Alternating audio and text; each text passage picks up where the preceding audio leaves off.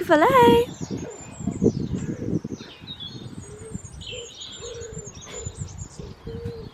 Kids, come on. Good morning, my darlings. It is Sunday morning. I've got rather a lot of makeup on for a Sunday. We're not doing anything at all today, but I think I was just so engrossed in the YouTube video that I was watching while I was doing my makeup that I just kept putting more on. So there we go.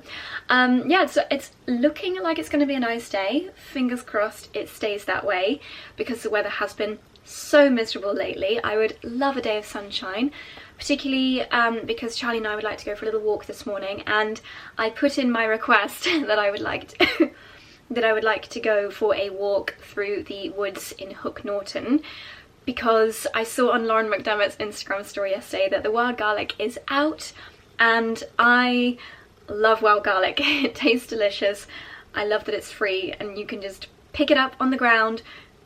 I think in most places, obviously not on private property, but if you are local to where I am, Hook Norton Woods is where to go for a nice walk and pick up some wild garlic. So hopefully that's where we're heading this morning. We're just going to make a quick breakfast now. I think Charlie wants to do an avocado on toast, which is fine by me.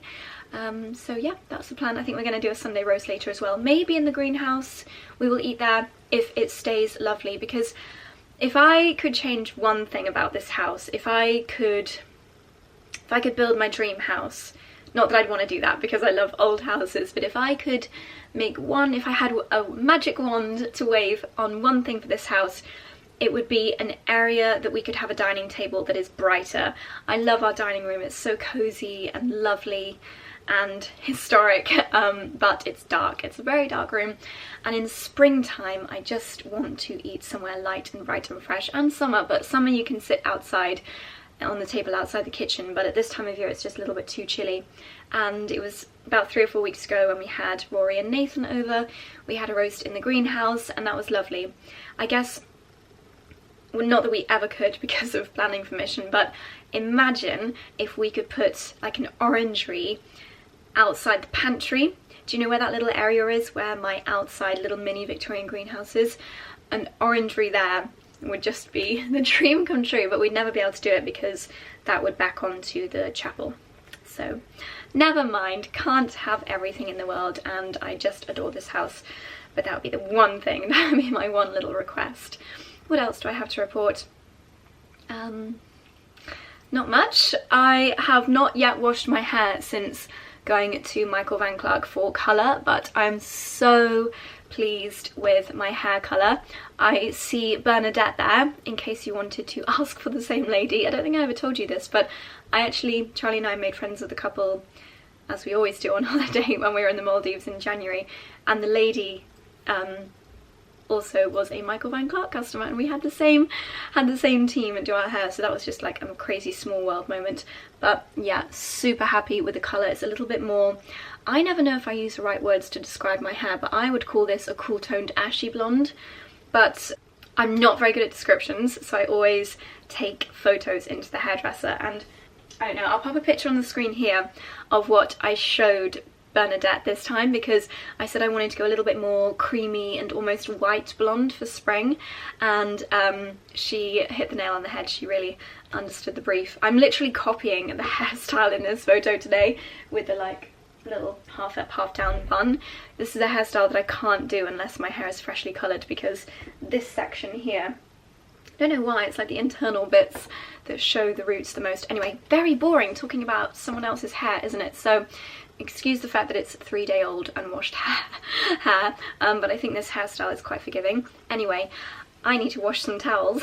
We know how much I love washing things, so I'm going to stick on a few loads of washing. Oh my gosh, it's called a Milky Plant machine finally arrived, so I'm going to unbox that this morning, and we can try making some homemade nut milk together. It's just the most ridiculously exciting thing for me. I hope I can make something that is a fraction as delicious as Oatly Barista. So yes, while Charlie's pottering about doing breakfast, we can unbox my plant nut milk maker machine. I hope it's not too big because I don't know where I'm going to store it. That's the problem with these kitchen devices. Anyway, let's get start. You're balanced on a book. Let's get this day started. Typical Sunday relaxed outfit of the day. This is my chunky knit, which is from Ganni.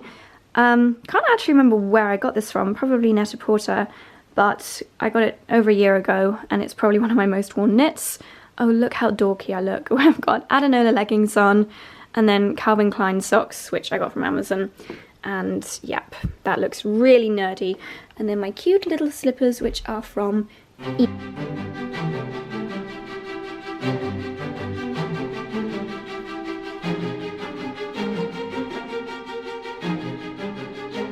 Okay, it's all go in the kitchen. Charlie's about to start making our avocado on toast. I'm going to help him in a second. But first, here we go. This space age looking item, thank you darling, is the Milky Plant machine. This is not sponsored. This actually came up on an Instagram advert for me while we were in the Maldives, and I just thought it was a fantastic idea and something that I wanted to try out. This is my current addiction, Oatly oat milk, the barista edition. I know so many people absolutely love this, and it's something that I do want to phase out. Looking at the ingredients, there are things other than oats and water in here. Also, just quickly. Yeah. So, what's the sell-by date on that? Oh, literally like a million years. Yeah, which is a huge red flag. It is a red flag. Yeah, anything that doesn't go out of date, it means it's got preservatives in it, as far as I'm aware. Although, funnily, the what I was going to go on to say is that the Plenish one is literally just oats and water. So maybe it's good store. It's also the process that they put it through. Yeah. So it's not just the ingredients, it's also how they make it. Yeah. So you've got to remember, that's the other thing with food. Often they don't tell you how they make it, they just put the ingredients on the back. Food labels are very misleading. As we know. I mean, to be fair to Plenish, for example, like these shots that we got from them, Yeah. these do go out of date quite quickly. Like within about 2 weeks, which makes me think that they're a little bit better for you. But I really like that one. Is that, Yeah. is it, what flavour is it? I ordered these when we weren't feeling very well. This is the organic cold pressed pomegranate apple and raspberry shot with added live cultures. I mean, And apple cider vinegar? yes, that's what I think. That is the live cultures, but I think ultimately it's still better to have something like kefir or something, isn't it? Yeah, so Oatly, if you look at the ingredients, especially the barista version, does have a lot of unusual ingredients in there. Rapeseed oil, acidity regulator, dipotassium phosphate, calcium carbonate, things that I'd like to avoid, even though it tastes absolutely scrumptious. And then we've got the Plenish one, which is, if you look at the ingredients, just oats and water. And if something is just oats and water, that sounds like I could make it myself. Did you try to make oat milk before, darling, or was it almond milk? I made almond milk when we lived in Clapham. Yeah. Because I realised through reading something that there's like, honestly, like 4 almonds in the average outpro. Yeah. And there's all the sweetness and all the crap in there. Yeah. But the problem with making your own almond milk is to make it properly, you soak the almonds, I believe, and that activates the enzymes, which is initially really good for you, but it goes out of date very quickly. And obviously, like this, which is what you'll be careful, when you make something yourself, unless you write down when you made it, you lose track of it. Yeah. And I have never been so violently sick in all my life because I had it when it had obviously gone bad. Because it was all that live bacteria. Not good. It made me really unwell, so you've got to be quite careful. Just quickly, what you're doing now, I talk about your mixture quite a lot because I often stick it in my smoothies. So what is this that you're doing now? So basically, and this is why we are doing our Zoe tests. We've had quite a few people have messaged saying, when are you starting, or have you started your Zoe test? But because we were unwell, Joe's obviously had the flu and you were on antibiotics as well, we decided it wasn't maybe the best time to do it. So I think we decided April. Yeah. First couple of weeks of April is when we're going to do the test. So before we do that, this is what I believe is a good breakfast for me, but I might find out it's not. But I feel it fills me up after a tough workout. Yep. These are organic steel cut oats. I buy them. I mean, it's a shame about the plastic, but you can't win on everything. Yeah. Although in fairness, it says environmentally friendly packaging, plant-based, compostable. So wow, that's impressive. Yeah, it would be better if we could. So that's not plastic then? No, but it'd be better if we could find somewhere like Dalesford don't do all the top-ups, but they don't do steel cut oats. Do they not? Top a jar up. That's a shame. So why steel cut oats? Well, I can't remember exactly, but basically they're lower glucose, is it GI, glucose index? They're less processed. So basically there's very little that's been done to these. when they're milled, whereas yours are rolled, they're cooked. Yeah, There's they a are lot processed. Of processing. Could I make oat milk out of those? I don't know. You have to research it. Mm. But basically, you can cook these, but it takes a lot longer. I think genuinely it takes like 45 minutes. So people could have porridge with them. So, oh yeah, exactly. So yeah, the best thing to do is what I do, or what I believe I do, which is we get the River Cottage kefir. Yeah. Kefir, I don't know. Some people say kefir. I stick that in there. So normally I do about half one of these. Yep. I then stir it in. So, and normally I do this on a Sunday, and then this will last till Wednesday. So it will do 3 breakfasts for me. Yep. And then I'll do it again on Wednesday. And then I just pinch like a And then you spoonful pinch a small amount. when I do my smoothies. So that, it looks like that, doesn't look like much. Now, I normally add a tiny bit, and this is organic milk, just a tiny bit of milk, because otherwise it becomes, like you saw earlier, it's too solid. Yes. So actually, it looks quite liquidy when you put it in the fridge like that. If you want to come and show it. It looks quite liquidy, but it really will absorb the kefir and the milk. Could you put like cinnamon on that?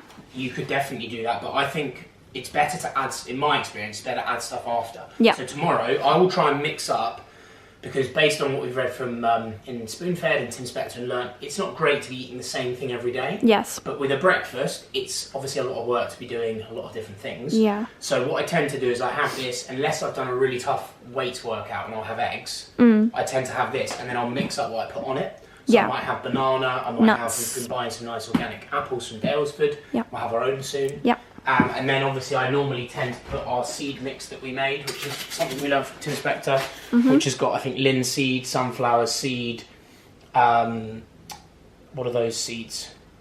It's got about 6 chia seeds. There's about 6 or 7 seeds in here. Yep. So I'll stick that on there, some different nuts. And that's just mixing your seeds in one jar is a bit of a Yeah, hack, so you don't have to You spend the literally time. just do that, and that stays in stores. And then what I try and remember is if, say tomorrow I have a bit of banana and Brazil nuts plus the seeds, on Tuesday I might have almonds instead. You are wild. I'm wild. That is wild. And then, do you know the one thing that I'm pretty certain I have got an intolerance to is cashew nuts? That's such a shame. Because whenever I have cashew nuts, whether it be roasted in a curry, sometimes I rarely would on a breakfast, I do get like a bit of stomach problems, so we'll have to see. So yeah, that's my normal thing. And the thing is, as you say, you could add, it's still going to be good for you if you added a tiny bit of maple, like proper high quality maple syrup, or a tiny bit of local honey. Oh, yummy. Then it's still going to be better than a lot of breakfast cereals and stuff. I'm being snouted. So there you go. Wonderful, thank you for that explanation, darling. What do you want, Mr. Handsome? What he does when the attention's not on him is he just approaches and just snouts you, which is when he very delicately, he won't do it now that the attention's on him, he just very delicately prods you with his tippy schnooty. Tipple-a-schnoo. Tipple-a-schnoo. He just comes and he goes like, boop, he boops me, not the other way around when he wants attention. You're very handsome and I adore you. Do you know what, Dexter? There's a word for you and it begins with P and ends in S. You're Pest. a pest. You're a pest, but the loveliest pest in the whole world, and we adore you. He's also clever. He knows when there's a toast on the go. And I see. Toast is literally... One of life's little pleasures. Right, back to my space age contraption. Right, okay, so when you open it, it comes with this, it comes with the jar. Has it been designed by rocket scientists? Definitely not Steve Jobs. It's a bit like Thermomix, isn't it? We love our Thermomix, but we just pray one day that they'll do a collaboration with someone, maybe even a Dyson or someone that knows about product design, because that and the Thermomix, but that is bloody ugly. If you had a modern house, maybe it would be okay, but unfortunately this will get put away somewhere. Anyway, doesn't matter what it looks like at the moment. So I don't know if this was just in the box for packaging reasons or if it's probably required. No, it definitely just sits in there. Okay, and then also this little scan to use, which I have scanned. And I'm now just following this video on how to use it for the first time. So the first thing that I need to do is put some water in here. So let's do that. Lexi!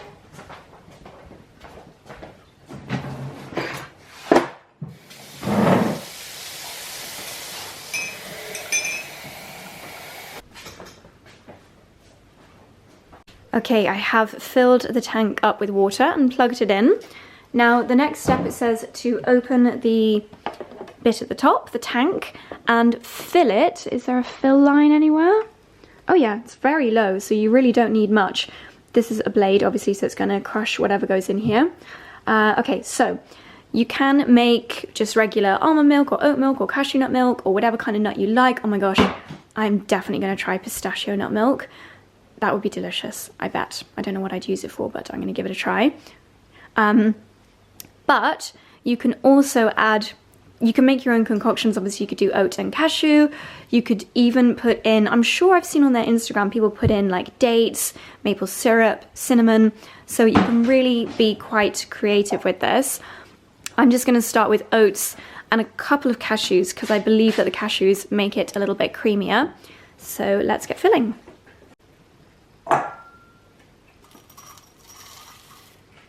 Right, we are up to the max line with oats, and I'm just going to add a couple of cashews as well for creaminess. Now adding the lid back on. Okay, twist it. I need 2 hands for this. Right, this is the jar that it comes with. Ooh. Right, turned on.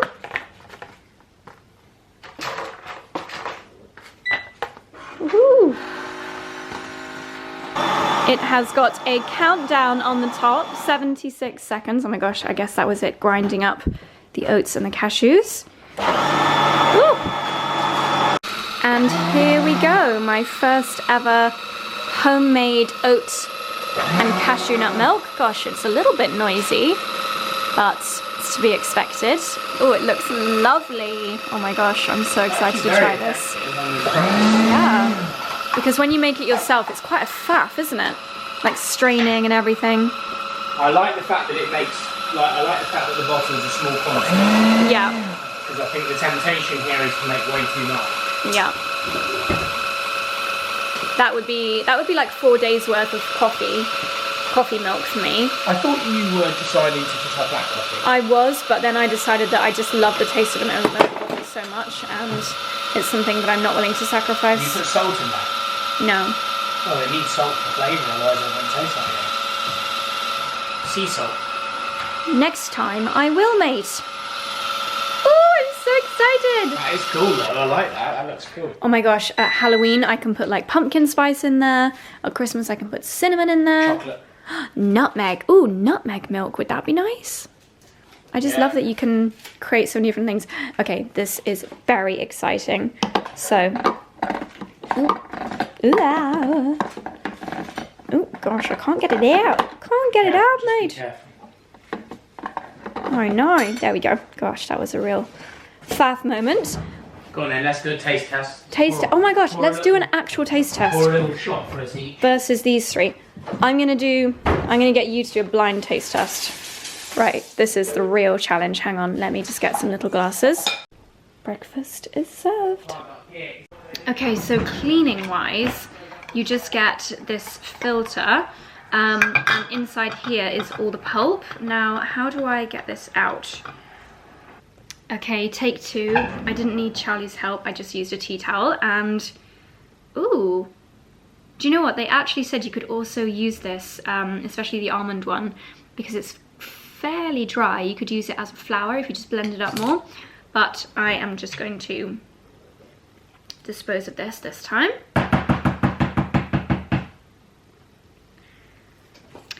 And I'm going to give these a quick wash. Okay, the filter is back in. I'm popping a glass underneath, and then this button here apparently is the cleaning function. And it just does it all itself, which is amazing.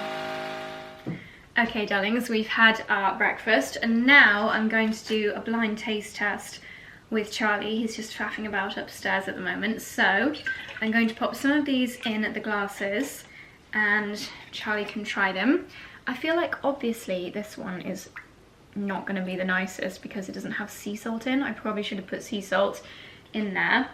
But the thing that's most important to me is that it's great in a coffee. So that's what I'm going to do next. Oh, that is so much like richer looking, isn't it? Interesting. Okay, remember which order they are in. Here he comes. Oh, why have we done it in those? So that you can see the consistency, mate. This is 3 glasses. Okay, obviously you don't normally drink oat milk, but I just want you to comment. Well, I know straight away which is the one you've made. Which one? Straight away, eh? You think that's the one that I've made? Alright, give him a go. No, this is the one you've made. Because there's sediment in it.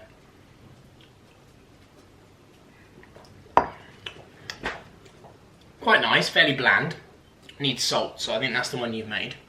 This is Oatly Barista, which tastes 10 times better, and creamier, but you can tell that there's more in there that maybe is sweet. So maybe they've added sweetener. And once again, to be honest, the best tasting one is this one, then this, then this. Damn it. However, I'm not sure, and that's Plenish, is it? Yeah. I'm not sure that it's about the taste anyway. But it is interesting. That is very sweet, which suggests to me that there is stuff in here. Yeah. That is that's closer to this. Interesting. I would say that a bit of sea salt in there would make a difference. I And wonder sea salt's how not bad I for can you. get it creamier. Aside from putting I would calcium say, iodine. do you know what would be interesting is also using filtered water in here instead of Yeah, tap that would be water, which interesting. we have. Does I would actually say possibly specifically say more on oats. here, filtered organic. Oh no. Oh, no, I'd say it more oats and a bit salt. Look, I think in a weird way this test is kind of a bit of a gimmick because we never drink it on its own. No, exactly. So in a way, the real test is going to be the frothability of it, which I still think Oatly's going to work better at. Oh yeah, definitely. Which I still think Oatly is going to work better at, but I think the reality once again is we know that this is the healthiest, well, it is the healthiest because we know what's in it. Yeah. Whereas this, I'm still sceptical on both these fronts. Yeah. I mean, what's the sell by on this? I mean, for goodness sake, this goes out of date at the end of the year. At least it's this year. Oh, so it's this, to be fair. No, but this is newer. So that one we've had for longer. So that was made longer time ago. Yeah. I mean, also, you've even got the fact that we're not constantly, because I don't know, throwing away the cartons. So there's loads of benefits. I'm just... And I think overall, I mean, how, like, these are like love this bottle. £2.50 each or something, aren't they? Yeah, I don't know Quite a though. lot. If you're making oat milk, this is more affordable. Yeah. If you're making nut milks, I'd be interested to know how many nuts you need, because nuts are expensive. But anyway, I think we know that this is going to be healthier, so that's interesting. Right. Right. Let's try frothing it up for a coffee. Okay, this Smeg contraption here is what I froth my oat milk in. So let's give this a go. There's no ingredients within my homemade oat milk that technically should froth. But apparently the cashew nuts are a bit of a secret to that. So let's give this a go.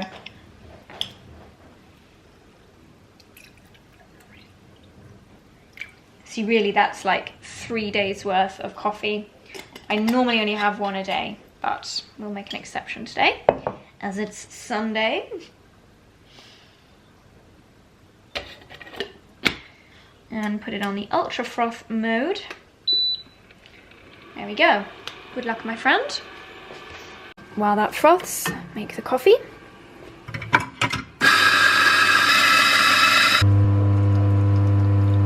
Okay, moment of truth. Coffee going in the mug, because the bigger mugs don't fit under the coffee machine.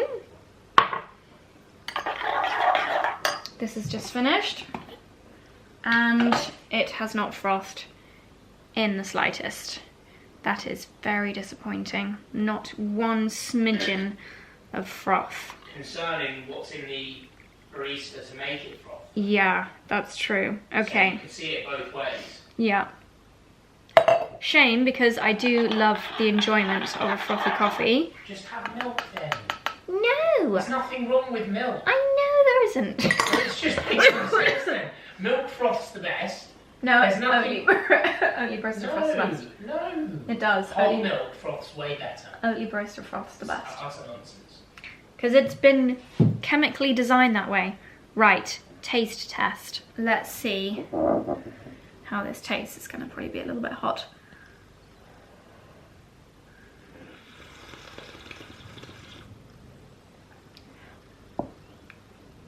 Thankfully it tastes pretty bloomin' good.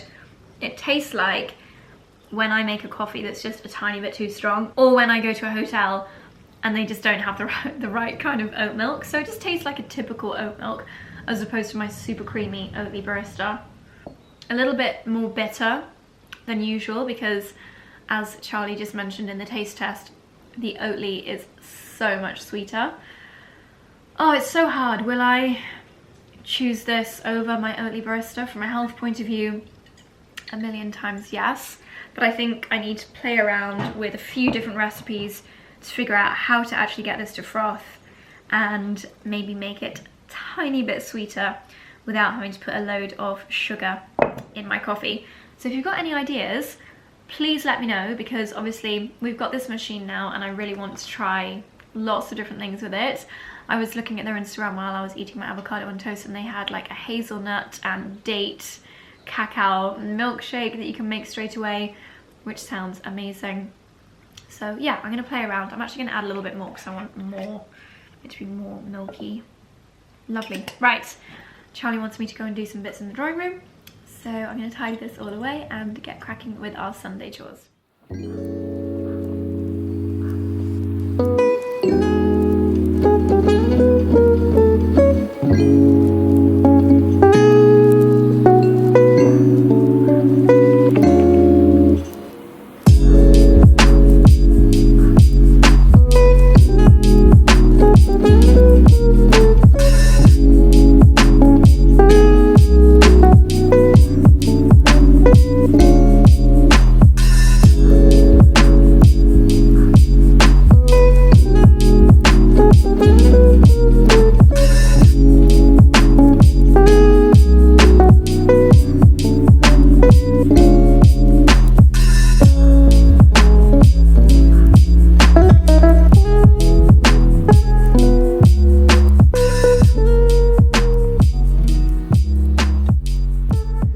Okay, so as you will have just guessed from that time lapse, we have decided to have a little switch around in this room. We have wanted to play around with the layout of the furniture in here for quite some time. Anyone who has been watching since we moved in can be my backup here when, you might remember, I always had the vision that two sofas facing in and then the coffee table in the middle, almost acting as like a surround to the fireplace, would be the best layout. And finally, 3 years later, we're trying it. And I think both Charlie and I agree this is a really good layout. So medium to long term plan, we are actually investing in 2 new George Smith sofas and a poof in the middle, because we've kind of faffed about with furniture in here for so long, haven't we? This room has definitely been a real challenge, and I know we've said before, we quite like the idea of trying to design the house ourselves. Yep. And obviously, like the natural progression of living here 3 years, we've made lots of mistakes, and we're happy to own up to those. I would say one mistake we made, which we're going to have to rectify, is with the wood and the wooden floor, this sort of ochre, mustardy, what would you call it, coloured sofa texture Gets lost. colour is not right in this room. We can't justify replacing these or reupholstering them, is what we would probably look to do. No. So for now, we'll leave those 2 armchairs, but the Knoll sofa we're going to probably put in storage until we have a project suitable for it. Yeah. Because it just isn't right. And do you know the biggest issue with it? I think in a big grand hallway or in a small cosy lounge, Yeah. it would work. But in here, you can only fit 2 people on it. Yeah. And it's quite limiting. Yeah. Plus the colour.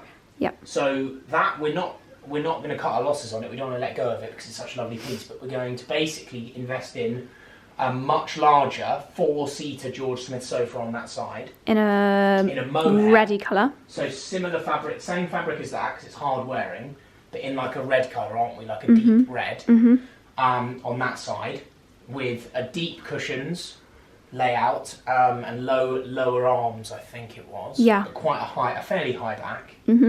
And that then means that 4 people could sit there or whatever. Yep. And then this one, which was always on loan from George Smith, which I believe they've agreed we can put to straw top 2. We are going to have a similar size sofa, but with a lower back. Lower back, yeah. And we are still debating over, waiting for fabric samples, aren't we? But like a more of a patterned fabric. But it probably wouldn't be madly dissimilar to this cushion here, right? I think that's what we decided. Yeah, more of a patterned fabric to bring a pattern in here. Yeah.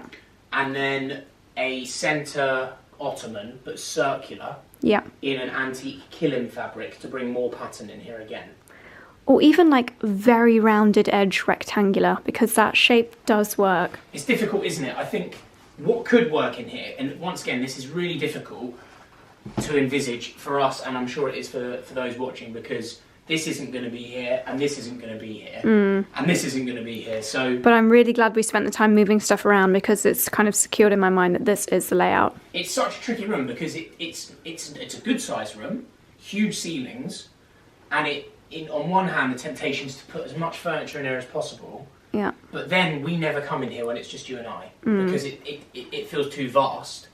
So when the sofas are in like this, I think do you know what? It feels cozier. These books are an indication of where we're learning a lot from. So all these old books we're buying, well not old, but books about English country houses, sitting rooms. Obviously this isn't a grand country house, it's an old rectory, but there's a lot of imagery in these that suggest the furniture needs to be closer in.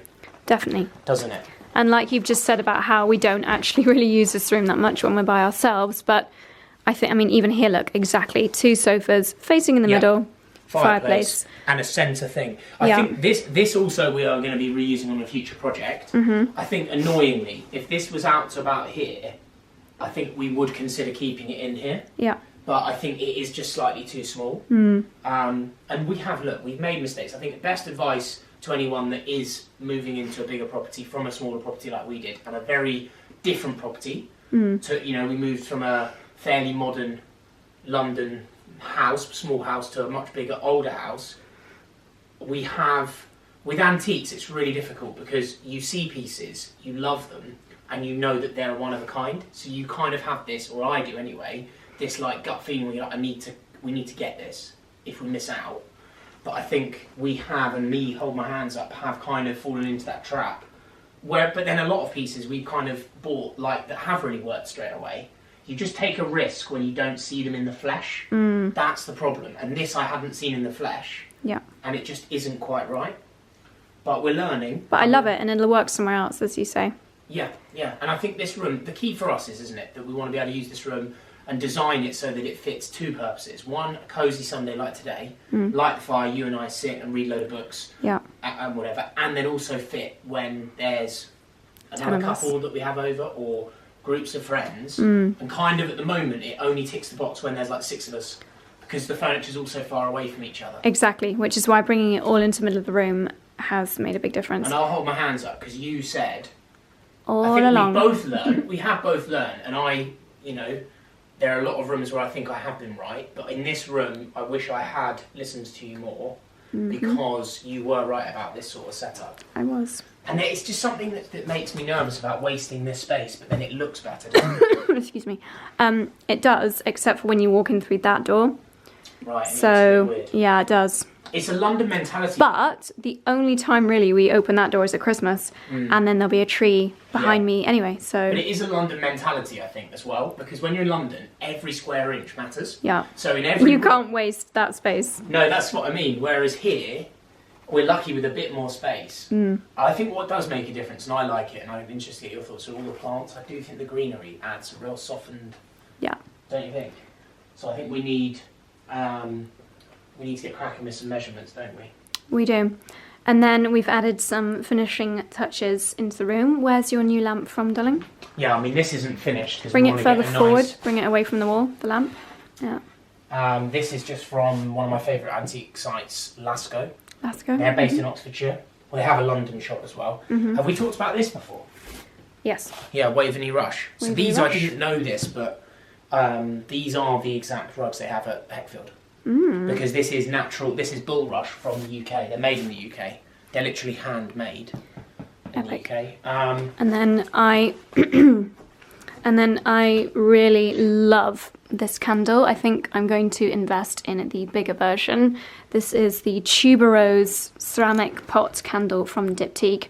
They actually very kindly sent this one, and it is a 3-wick. It smells amazing. We did have it in the living room next to the TV, but because it's not transparent, we couldn't actually see the flame, so we needed it to be somewhere a bit lower down.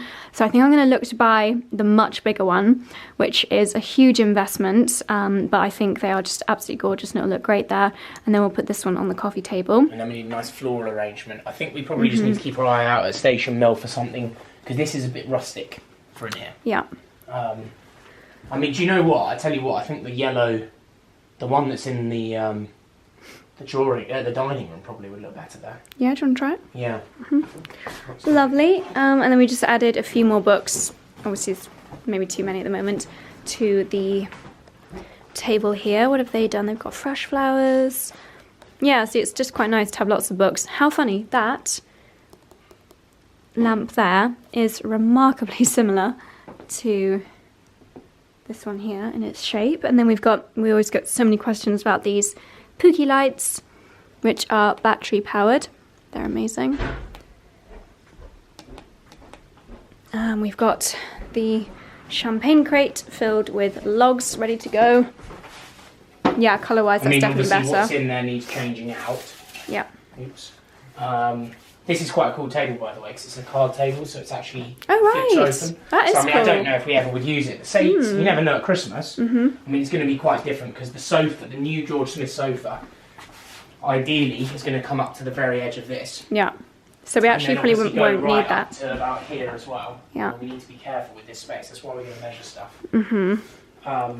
Right, let's get the measuring tapes out then, shall we, darling? Let's do it. But it is looking very good. I'll show you from a different angle. So as you walk in, it looks like this. I think, obviously bearing in mind, this sofa's got super high arms, super high back. The next one won't do, so it won't be such a blockage. But I think even walking in and having these 2 armchairs there instead of a sofa, because the sofa was very like closing off, whereas now it's really inviting to just trot through here. Honestly, I think this layout is so much better. It feels so much cozier. I totally agree with you. Yeah. So much cozier. And it just brings everything together, and with the fire lit. Yeah, I'm very, very, very much on board with this. Took you 3 years to listen to me in this room, darling. I think it was worth the wait. Are you digging me out? I am. Actually then, should we take this moment to give me credit for the green room? Yeah. Who was right on that one? You were right. Yes. It looked good before, but it looks lovely now. This room looked good before, but this room looks a lot better. Yeah. So no, hold my hands up. But equally, that's the beauty of, and that's why we're so lucky that we found our dream house. Forever I thought you were going to say that we found each other. No. Well, of course we're lucky with that, but what I mean is, like, there's no rush and we're sort of finding our way with it. It is mental when I look back to the first 6 months of living here and how different our tastes are now. And to be honest, our tastes will probably keep changing and evolving, but I think we're conscious a lot of these decisions we're making now are commitments that we can't get wrong. Do you know what I mean? Like, we're fortunate that obviously that sofa is on loan. This one we can use somewhere else. So it's we're conscious we don't want to be wasteful at any point. No. But so in a way, it's good that we've waited. Kind of the trickiest room of all, we've kind of left till last. We've thought about it a lot. We've tried and errored a few things. Great. Okay, let's get measuring these sofas.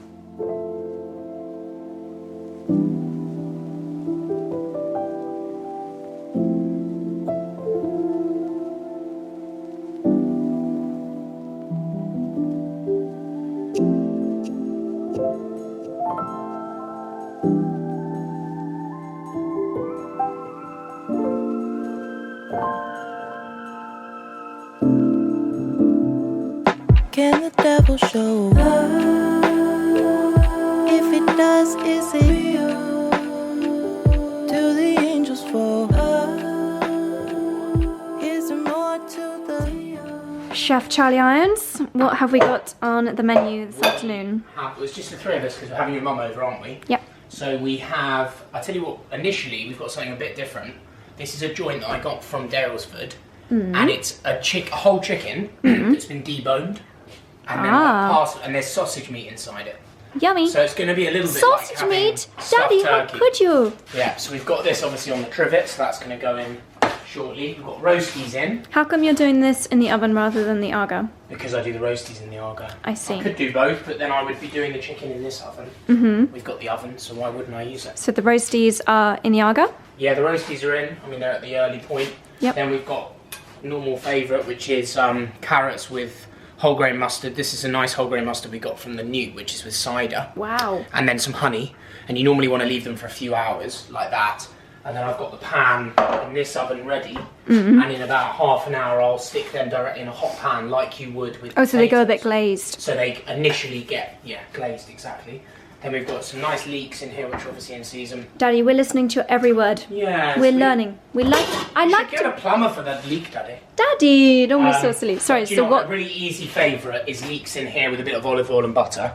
And then you can just finish that when the meat's resting. So it literally takes 5 minutes. Yep. So you can cut it and prepare it, leave it like that and finish it at the end. And then these in the microwave. Microwave. And then add those to that and just stir them in. That's one of my favourite Leeks sides. and peas. Really So easy simple. side. So we're just having 2 sides today with roasties. And I'm going to do bread sauce in the thumb mix. You're going to do bread sauce, which isn't going to be exciting. And then a nice homemade gravy. Yummarillo. Well, this looks absolutely gorgeous. And while Charlie was preparing that, this very dishevelled bouquet on the right-hand side, this is one that you'll have seen me prepare in the vlog where George and Petra came to stay. I think it was last Sunday's vlog maybe, and we just completely forgot about it actually. It was in the bedroom that George and Petra stayed in. I forgot to top up the water, so it was mostly dead, but what I like to do is forage anything that's left alive and make some little posy glasses, and these just look really pretty, decorating any areas that need some blooms. So I'll add those up there, for example. Unfortunately, this carrot and walnut cake is going to have to go in the food bin today because it is well over a week old and just a little bit stale, which is a shame, but there we go. And then the rest of this is going to go in the green bin outside. Okay, Charlie's taking a 5 minutes break to watch the cricket, so it's my turn in the kitchen. I'm going to make the bread sauce. I've never made it before, so I didn't actually know what to expect from the ingredients, but as you can imagine, bread, you have to take off the crusts to start with, so I'm not sure what 100 grams will come to, so I've just started with 2 slices. I might actually halve this recipe, so 50 grams of bread, 40 grams of onion, 1 clove, etc, etc. So to add to the flavour, we've got some butter, cloves, nutmeg, pepper, and a bay leaf, as well as 40 grams of onion. This is the Thermomix recipe, so I'm just going to follow the instructions and see how we go.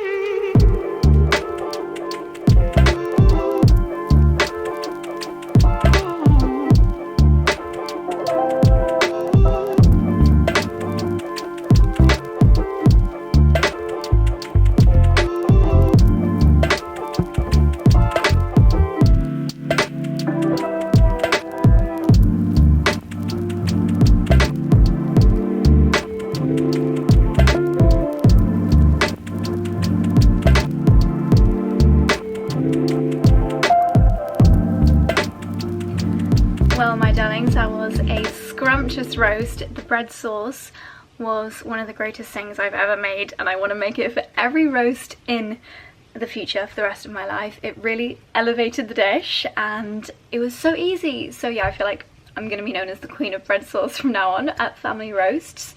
I also just imported the footage from this vlog, and I think we're about 45 minutes long, so I think I'm going to end the vlog here because I love filming a vlog in a day, because it means that I actually am able to have a day off from vlogging, which is a dream. So my darlings, I really hope you enjoyed this somewhat busy, somewhat relaxed Sunday here at the house. Didn't manage to do any gardening, didn't manage to do the wild garlic foraging, but I'm sure we'll get to do that in the not too distant future. So I'm going to get into bed. I've done my Skin and Me serum, and I can't remember who it was online, but someone recommended misting your face with this after you apply your Skin and Me, especially if the retinol or the actives are quite intense, which mine are. This is the Dr. Jart Cream Mist Hydration Spray, and it's fantastic. So I let the Skin and Me sink in for like 2 minutes, then I mist my skin with this, and then after 10 minutes I will apply my night cream, which at the moment is this one from Murad. It is the Barrier Repair Cream Essential C. I think it's got a lot of vitamin C, so it's just a lot of moisture, which is really important after actives. I've got lip serum on, I'll pop on a hand cream, nice silk pyjamas, so very cozy evening. But darlings, really appreciate it if you got to the end of the vlog, and I'll see you on Sunday for the next one. Good night.